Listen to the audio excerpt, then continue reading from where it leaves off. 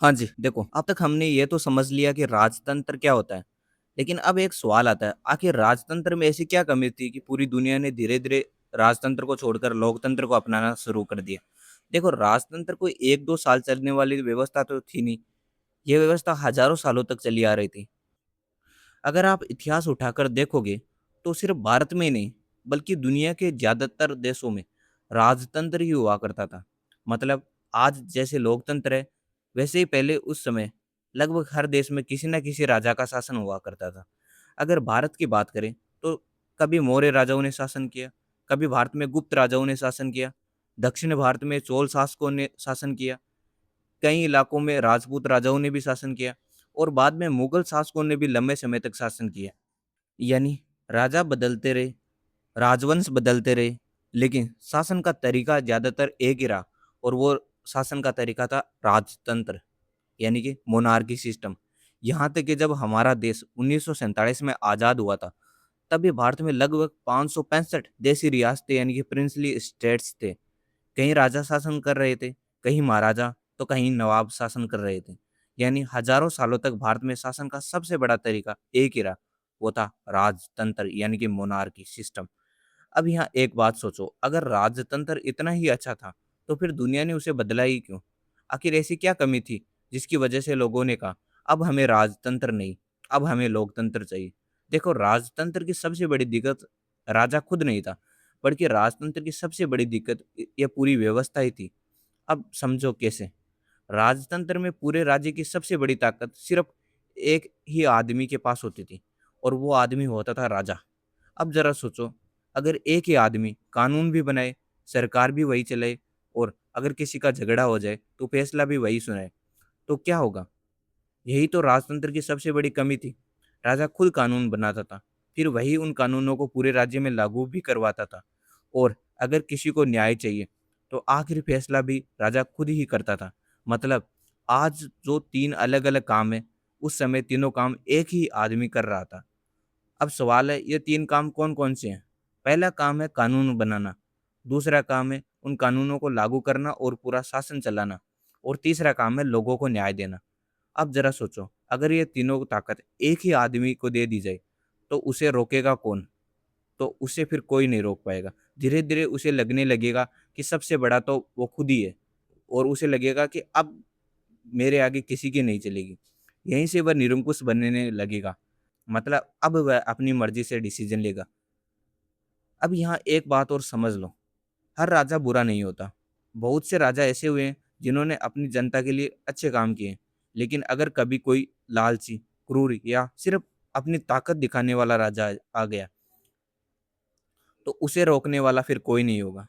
वह चाहे तो जनता पर ज़्यादा कर लगा दे, वह चाहे तो जो विरोध करे उसे जेल में डाल दे या लोगों की आज़ादी छीन ले या फिर अपनी जिद और महत्वाकांक्षा के लिए पूरे राज्य को युद्ध में झोंक दे। यही वजह थी कि लोगों को धीरे-धीरे समझ आने लगा कि यह समस्या किसी एक राजा की नहीं है। ये समस्या उस व्यवस्था की है जिसने सारी ताकत एक ही आदमी को दे रखी है।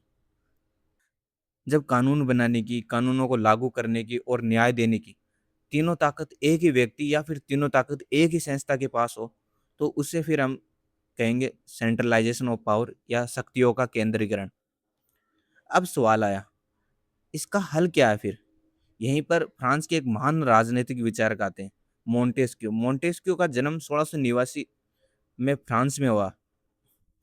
उन्हें दुनिया के महान राजनीतिक विचारकों में गिना जाता है। उन्होंने 1748 में एक प्रसिद्ध किताब लिखी, जिस किताब का नाम था द स्पिरिट ऑफ लॉज।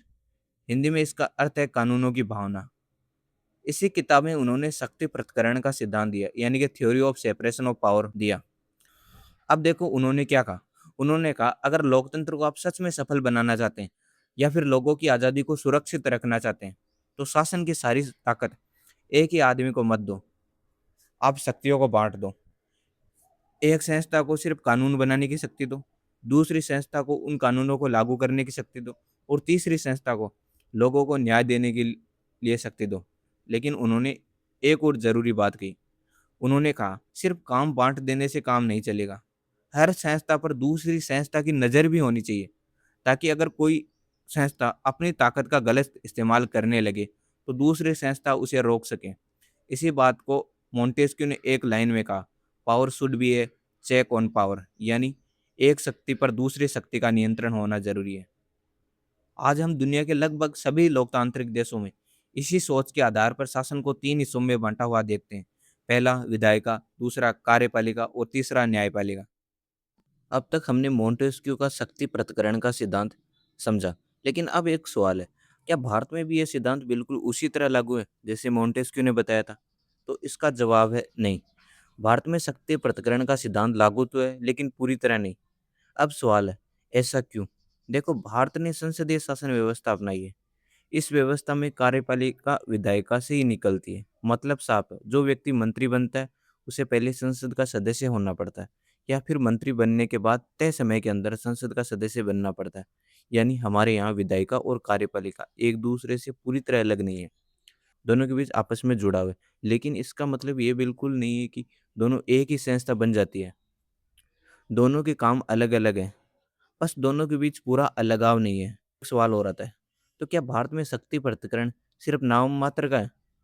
तो नहीं, ये भी गलत है, ऐसा भी नहीं है।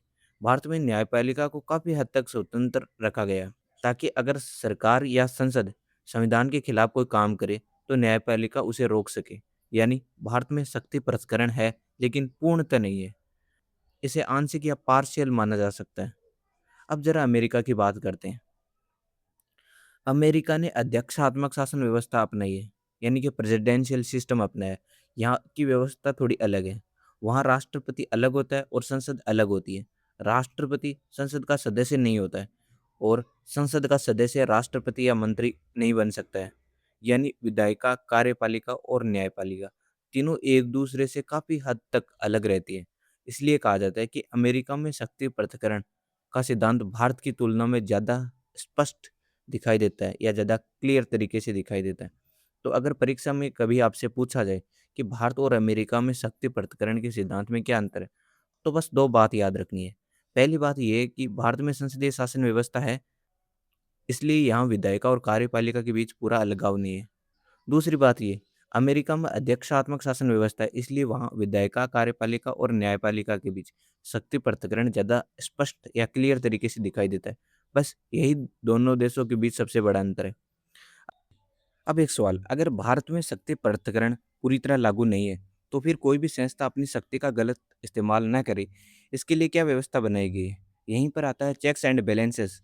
देखो, चेक्स एंड बैलेंसेस का सीधा सा मतलब है एक संस्था पर दूसरी संस्था का नियंत्रण, ताकि कोई भी संस्था अपनी सीमा से बाहर जाकर काम न करे। अब इसे भारत के संदर्भ में समझते हैं।